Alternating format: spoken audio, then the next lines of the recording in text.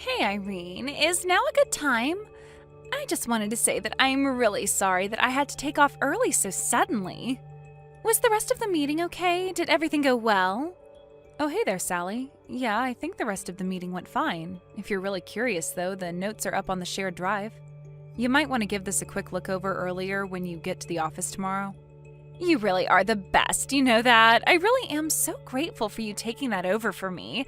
I mean, you basically did my work for me. Well, I get that life can be hectic and that sometimes you need to call on others for help.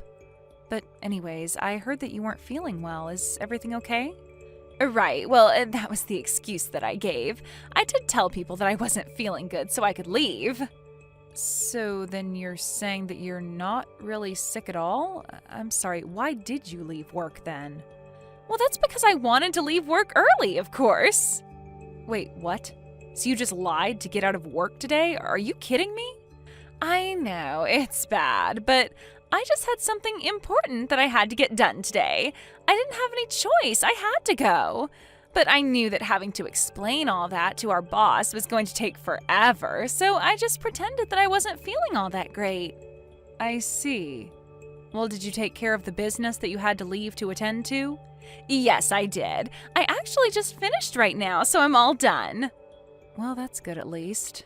Okay then, I guess I'll just see you at work tomorrow then. Oh wait, that's not all I had to say to you. I actually have something that I just have to tell you. You have something you have to tell me? Well, what is it? I have to tell you about what it was that I had to leave work to take care of. The truth is that I went to the city courthouse. Well, that makes sense, I guess. The best time to go get stuff done there is probably during the weekend while everyone's at work. That's right. And the thing is that the reason I had to go was because I had to sign papers to officiate my wedding. I wanted to get it all done so that they could be processed by tonight. I just couldn't wait any longer, and I really wanted to do this right now. Hold on a second. You were at the courthouse to sign wedding papers? Is that right? Exactly. The reason why I had to leave work early was so that I could get married. Oh my gosh, I had no idea that you were even engaged. This is amazing news. Congratulations. Is that what you wanted to tell me, that you had gotten married? Yeah, that's what I wanted to tell you. After all, I know that I've come to you with a lot of problems and things that I want to discuss, so I just wanted you to know this. I see. So I take it that you must have married that man that you're always talking to me about then, right? Yeah, he finally decided to propose to me, and I just couldn't wait. So I wanted to go to the courthouse and do our civil ceremony right away. Not only that, but it's also my man's birthday, so it was the perfect day to do this. Hold on a second. So you got married today, which is also your husband's birthday? Are you surprised? I knew that you would be. After all, your husband's birthday is today as well, right? Wow, you sure do have a head for some dates. I didn't even know that you knew anything about my husband. Well, it's not hard to know all that when my husband and your husband are the same person. Wait, what? I don't get it. What do you mean by that? You still haven't figured it out yet, have you? I'm telling you that the man I was always going to ask you advice about, the man who I am now married to, is none other than your husband. Wait, I'm still not following here. Seriously, what are you talking about? Let me put this simply for you. Your husband and I were having an affair behind your back. It's pretty funny when you think about it. But whenever I've talked about my boyfriend, the nights we've spent together, the trips we've gone on, everything was always about things I was doing with and to your husband. But now that you know the truth, I really just can't help but laugh. It really is so funny that it took me telling you for you to figure it out. You can't be serious, right? Are you really having an affair with my husband? I have said pretty much that in at least 3 different ways now. But you know, affair makes it sound so dirty. The truth is that Jerry and I love each other, and now I'm his wife. Wait a second. So you're telling me that you went to the court to get married today, and the man who signed those papers as your husband was my husband, Jerry? That's exactly what I'm saying. Are you finally starting to put it all together now? But that can't be. I mean, Jerry and I aren't even divorced, unless you're also telling me... That's right, you've already been divorced, and you didn't even know he did it 3 days ago. You mean that Jerry divorced me 3 days ago? But I don't remember ever signing or agreeing to anything at all. I don't get it. Oh, you don't need to worry about that. You see, your husband asked me to look at examples of your handwriting, and so I just forged your signature. And then Jerry and I went to the courthouse together to submit those papers. But that's illegal. Sally, you're admitting to a crime right now. You realize that, right? A crime? What are you talking about? I don't get how anything that helps two star-crossed lovers like us marry each other could ever be a crime. We were only doing what we had to do before we could get married, you see? I don't know what to say right now. Well, I certainly hope that you're not going to try and put up a fight about this. It's too late anyways. What's done is done. But, I mean, to think that Jerry would actually cheat on me with you? Well, he didn't cheat on you. He was only sleeping with his future wife before I became his wife. So I think you need to realize that he is all mine and no one wants you.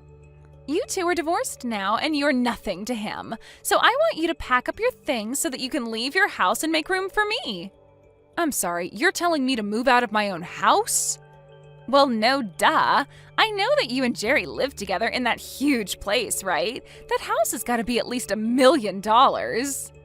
I told Jerry that I want to live there with him. I've already started packing my bags. The only thing that's left is for you to move out. And once I move in, I'm finally going to quit my job and become a housewife. Is that really your plan? You're going to quit just like that? Have you even told anyone from the office that's what you're doing? I was actually going to tell the people who needed to know after I finished talking with you. But I just needed to make sure that you knew this had all already happened and that there would be no point in fighting it. So after work, why don't you just go home, pack up your things, and get out of my husband's life?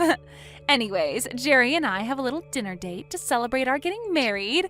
I've got to go now.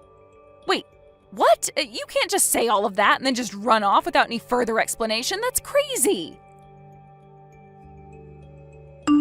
Jerry, what in the world is going on right now, huh? Did you seriously divorce me and get married to another woman? You realize that we were still in the middle of working a lot of things out, weren't we? Well, I figured that this was just the easier way to do things. Besides, I didn't think you'd go along with the divorce if I brought it up. That's because I only found out that you were cheating on me a week ago. We were still in the middle of talking about what we were going to do. But I guess you already know what you wanted to do since you went and got us divorced. What in the world were you thinking doing that, huh? Well, I thought that it was the only way I'd be able to marry Sally. Don't you get it? I mean, did you really think that I would choose staying with you when I have a young, pretty thing like Sally waiting for me instead? Why would I do that to myself? I tried explaining that I wanted to end things, but you just weren't having it. You really have some nerve, do you know that? Well, you can only blame yourself. I told you about how I wanted to marry a woman who was a housewife. You were the one who said that you wanted to keep working and you didn't want to be cooped up in the house. And just how do you think we're supposed to pay off our mortgage with a single income? Don't you realize that we can't afford me to quit my job and stay at home? I mean, you certainly don't make enough to keep up with all the payments on different things that we have to make. Why would you just go and do this?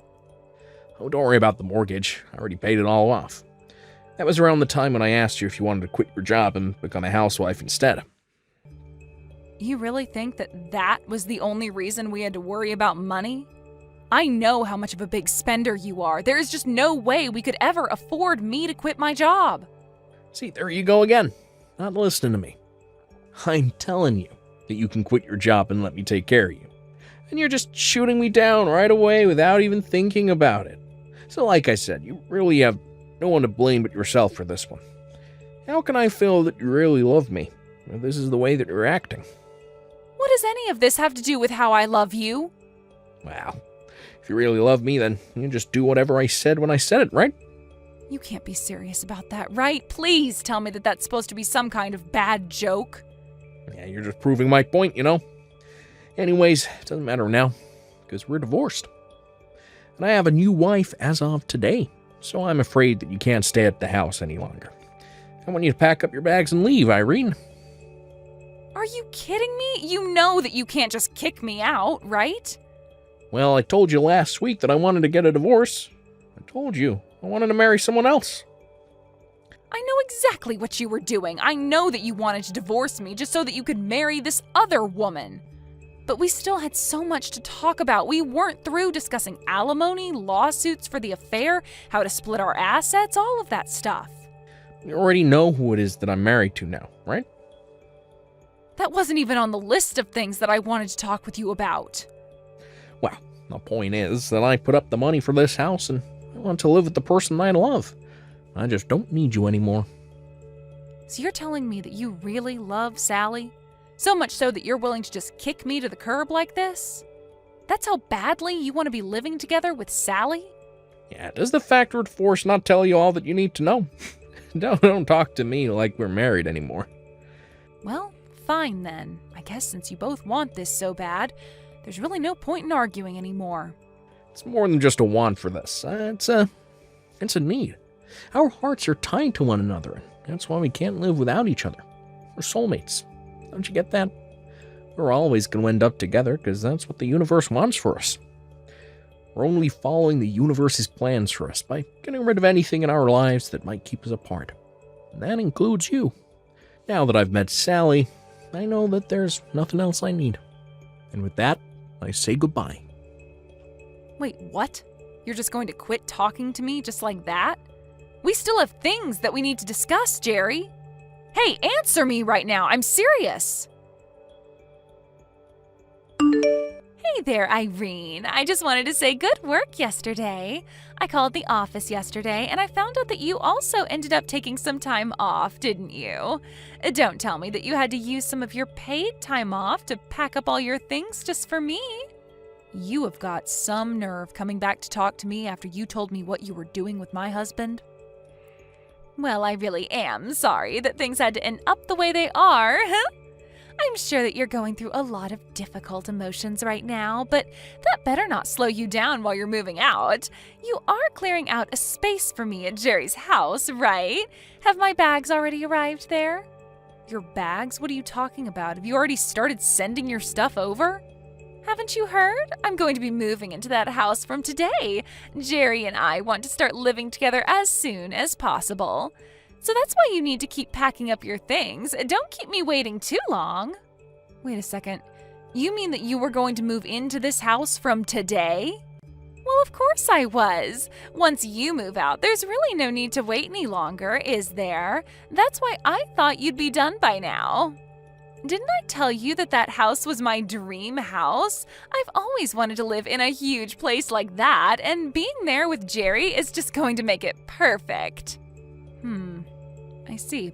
Well, you know, even though I'm fond of the house, I don't think that Jerry wants to give it up.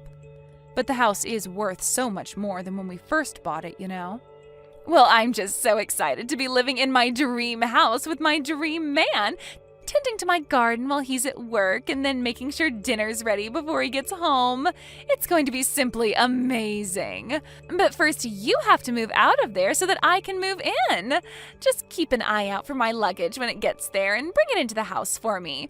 I don't need you to do anything else for me after that. You really think that you can just boss me around like this? You must really think that I'm going to just get up and leave. I don't really know what you think because I already know what's going to happen. You and Jerry are divorced. You shouldn't be living together. You need to just get your things and go. That way I can finally be with my soulmate for the rest of my life.